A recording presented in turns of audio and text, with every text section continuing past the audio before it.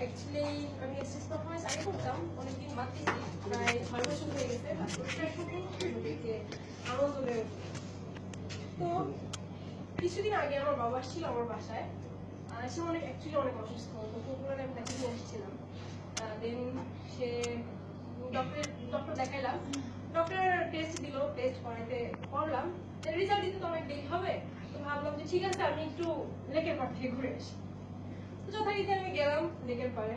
ওখানে দেখি সাইডে লেখা আছে কবিতা আর আসন। ভাবলাম এর আগে তো আমি স্যার আমাকে রাখছিল স্যার ওই বাজে পাকওয়াজ একটা কবিতা আবৃত্তি করছি। ঠিক আছে দেখি কিছু শিখি, কিছু শেখা যায় তো। তো ওখানে আমি ঢুকতেই দেখি আমাদের ইব্রাহিম ভাই এখানে কি করে? তো দেখি কি করে ভাই। তো স্যার আমাকে দেখছে, কারণ আমি তো দর্শক বলতেই নয়, আমি প্রতিযোগী আর ভাই অবশ্য বিচারক ছিল। তো কবিতা ওখানে একটাই কবিতা, কবর কবিতা, আর লিখেছেন জসিমউদ্দিন। এটাকেই প্রত্যেকটা প্রতিযোগিতা আবৃত্তি করতে হবে। আর প্রথমে ফার্স্টে দেখা হলো ভাইকে, ইব্রাহিম ভাই। তো ভাইয়া আসলেন মানে এই উপরে বক্তৃতা দিতে। আমি তো প্রথমে খুবই অবাক হইলাম যে ভাই আমার কি বক্তৃতা দেবে। পরে দেখি ভাই কি বক্তৃতা দেয়, খুব ভাবে সাবে।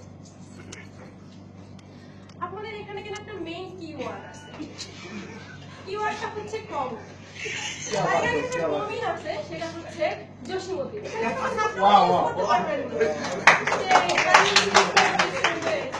রবীন্দ্রনাথ ঠাকুর ইউজ করবেন, এটা কিন্তু হবে না। আর যে কন্টেন্ট সেটা কিন্তু মাত্র এর বেশি কিন্তু আপনারা ব্যবহার করতে পারেন, তাহলে কিন্তু বাইরে আপনাদের হায়ার করবে না। আমি কিন্তু আপনারা নাম্বার দেবেন, আর কিছু কিছু ইমোশন অ্যাড করতে পারেন, যেমন ওইখানে তোর দাদির কবর, তো ওইখানে তো দেখাই দিতে পারেন, ইমেজ তো অ্যাড করা যাবে না। তো ডালিম গাছ যখন বলবেন তো ডালিম গাছে, তাহলে কিন্তু ভালো। তো ঠিক আছে, স্যারের মানে কি হলো, স্যারের ক্লাসে আমাকে বলে, আমার তো মাথা হাত করতে দেয়, এখন পুরাই এরকম অবস্থা। তো ফার্স্ট প্রতিযোগী আসলো, সে ন্যাচারাল কবিতা আবৃত্তি করে, শেষ পর্যন্ত ভালোভাবে কবর জসিমউদ্দিন। ওইখানে তোর দাদির কবর ডালিম গাছের তলে, 30 বছর ভিজিয়ে রেখেছি 2 নয়নের জন্য। তো সে ভালো মার্কস পেয়ে চলে গেছে। পরে যে আসছে সেই স্থানীয় মেয়েটা, আমি বললাম এই আবৃত্তি এবার কিভাবে আবৃত্তি করতে, স্লোগান ভাষণ দিয়ে অস্থির। তো সে খুব ভাবে, যদিও সামনে কেউই ছিল না।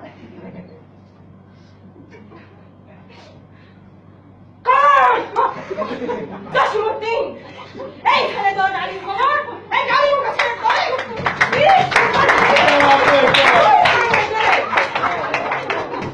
বিচারক ভাব করে তারপরে উঠে নাম্বার দিতে, কারণ তার দল ক্ষমতায়। যদি আমার মার্কস না দেয় তাহলে তো বাবু ট্র্যাক করে 3 মাসের সামনে। পরে যে আসছে সে হচ্ছে হাসে, আমার হাসে, হাসছে তো সে আসছে।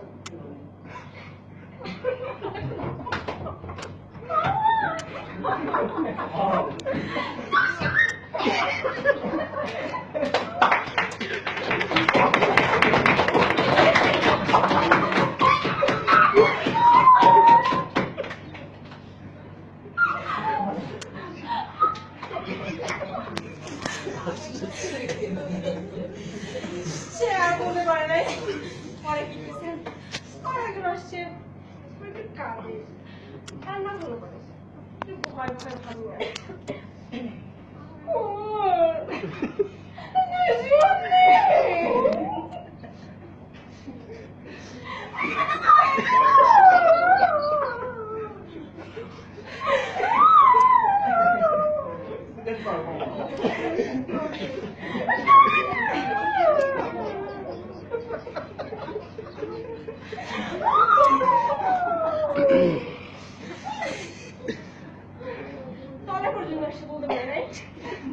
আমি অনেক ইমোশনাল হয়ে গেছি, আমার চোখ দিয়ে পানি চলে আসছে।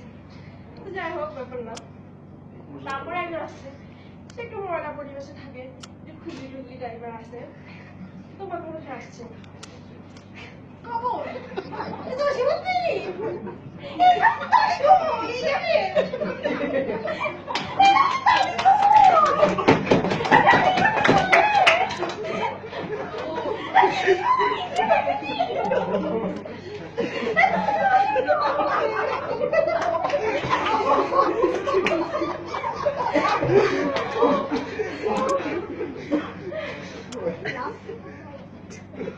তো হলো সেও চলে গেল।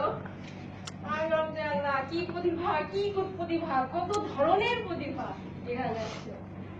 তো দেন একজন আসছে, সে তো পুরাই টাস্কি, একটু তোতলা। সেও আসছে কবিতাকে দেখে কি করে ভাব আসছে,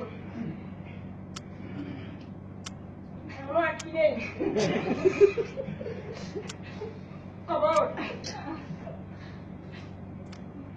তুই সত্যি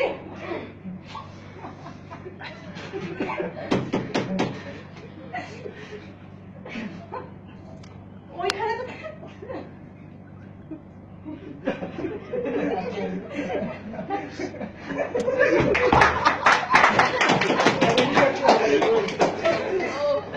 সেও করে না। এবার যে আসছে তাকে দেখে তো পুরাই কাট, ছেলেও না মেয়েও না, একেবারে হিজড়া। সেও কবিতা আবৃত্তি করতে আসছে, ভালো দেখি। এখানে তো দাদি কবর কোথায়?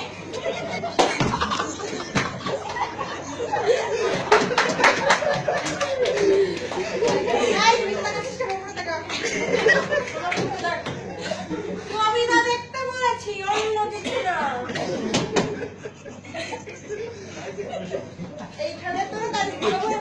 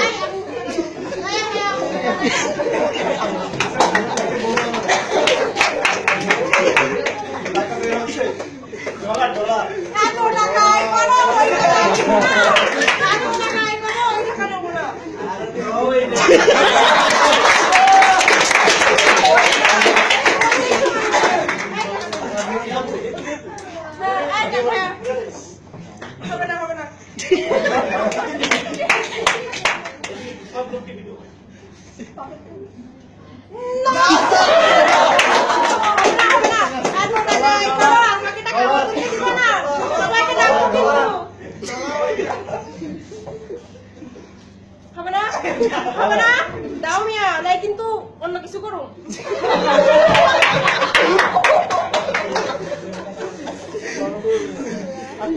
না না না, হবে না হবে না হবে না, তাহলে গাড়ির চাবিটা দিয়ে দাও। ফোন ফোন টাকা দাও, টাকা টাকা। হবে না হবে না, বেশি দেই না। না না না না না, হবে না হবে না, টাকা টাকা টাকা ভাই দিয়ে বাঁচা মনে ছাড়ুন না কিন্তু এখন কিন্তু টাকা টাকা টাকা টাকা টাকা এখান থেকে টাকা নিয়ে যাও। আমাকে বলছে আবার